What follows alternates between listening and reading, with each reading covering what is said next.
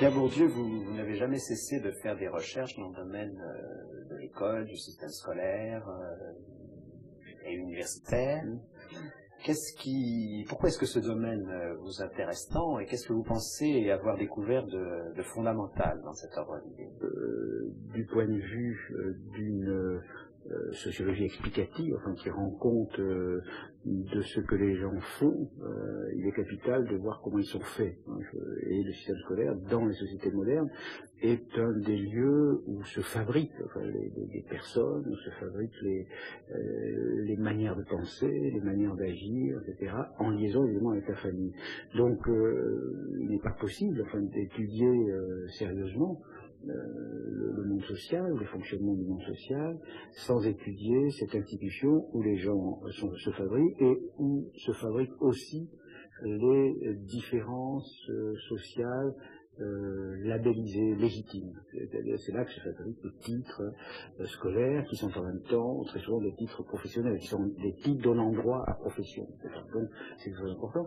Et d'autre part, le système scolaire est de plus en plus, dans la société moderne, un des lieux où se reproduisent les structures sociales.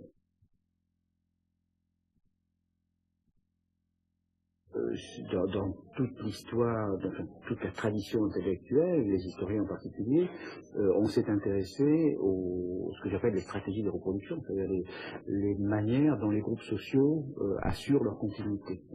L'exemple par excellence étant les stratégies successorales, mais il y a aussi les stratégies matrimoniales, comment on se marie, le mariage étant une manière de se reproduire biologiquement, mais aussi de reproduire les homogénéités, les différences sociales, etc. Voilà. Donc le système scolaire est tout à fait central pour comprendre les sociétés modernes. Oui. Est-ce que le sociologue n'est pas contraint à partir quand même d'un fait massif et patent qui est l'inégalité des chances oui, enfin, à l'intérieur du système? Oui, c'est intéressant, la question est intéressante parce que c'est un fait massif qui a été établi par les sociologues. Une chose importante, c'est que sans la sociologie, au fond, personne ne savait ce fait massif, c'est-à-dire qu'il y a une relation statistique très forte entre l'origine sociale des élèves et leurs résultats scolaires. Donc, un des mérites de la sociologie est d'avoir établi ce fait statistique de manière de plus en plus précise. Enfin, maintenant, on connaît ces choses-là très bien.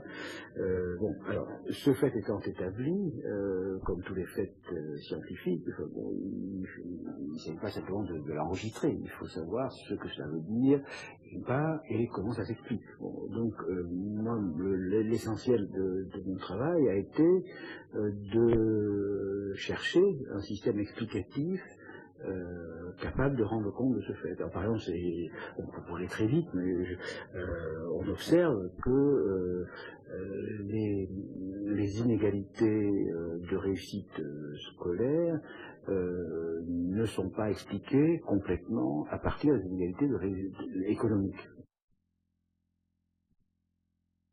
Donc il a fallu inventer une notion que j'ai appelée capital culturel, c'est-à-dire l'idée que nous héritons de notre famille pas seulement des moyens matériels, mais nous héritons des instruments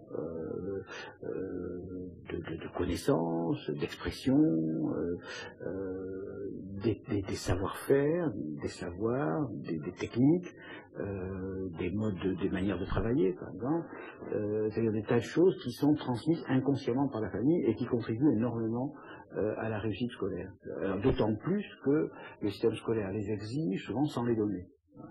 Alors là, je prends un exemple simple, qui est celui des techniques de travail. Par exemple, je pense que un des avantages majeurs des enfants des catégories intellectuelles, par exemple, outre le fait qu'ils entendent dans leur famille un langage qui est assez proche de celui qui se parle à l'école et que l'école exige, outre le fait qu'ils ont une attitude de rapport à la culture, des intéressés, etc., très proche de ce que l'école demande, il y a le fait qu'ils reçoivent de leur famille des indications, pour ne pas dire des incitations, concernant la manière de travailler, la manière d'organiser le travail, dans le temps, laisse tomber ça, fais plutôt ça maintenant, alors là tu ferais mieux d'aller jouer au foot, t'es trop fatigué, ou bien fais d'abord ça puis fais ça après, etc. Bon, ces choses-là qui sont apparemment très peu de choses, presque rien, en fait, me semble-t-il, sont parmi les facteurs de différenciation décisifs.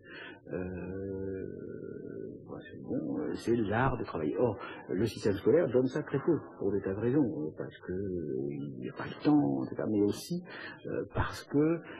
par méconnaissance. Par méconnaissance, parce que la plupart des professeurs n'ont pas conscience que c'est ce qui manque. Donc on en vient à exiger l'école elle-même en vient à exiger du non scolaire. Voilà. Alors c'est bon, un des paradoxes extraordinaires. Bon, j'avais signalé ça dans le premier livre que j'avais consacré à l'éducation, cette annotation marginale qui est monstrueuse quand on y pense, un professeur écrivant dans une marge scolaire. Scolaire, évidemment, étant péjoratif. Ça veut dire que le système scolaire ne reconnaît pas valeur à ce que le système scolaire pense. Il demande autre chose. Il ne se contente pas de... Voilà. Et est-ce que ce système de classement appréciatif selon les catégories doués, sérieux, faibles, ne sont pas finalement assez significatifs eux aussi? Oui. Sociologiquement parlant. Oui, je pense. Là, j'ai fait une analyse détaillée à propos d'un matériel qui m'était tombé entre les mains par hasard, une analyse détaillée des adjectifs que les professeurs emploient pour qualifier des dissertations, des copies, etc. Et effectivement, je pense qu'il y a une correspondance assez étroite entre le type de qualité que l'on attribue à travers les qualificatifs et la qualité sociale de ceux qui sont l'objet de ces jugements de qualité. Bon, c'est-à-dire, pour prendre un exemple un peu extrême, mais qui est réel, dans une marge de copie de philosophie, il y avait une fois Serville. Il se trouve que la fille en question était fille de femme de ménage. Évidemment, le professeur n'a absolument pas conscience. Ce sont des lapsus. Absolument. C'était l'équivalent des lapsus freudiens.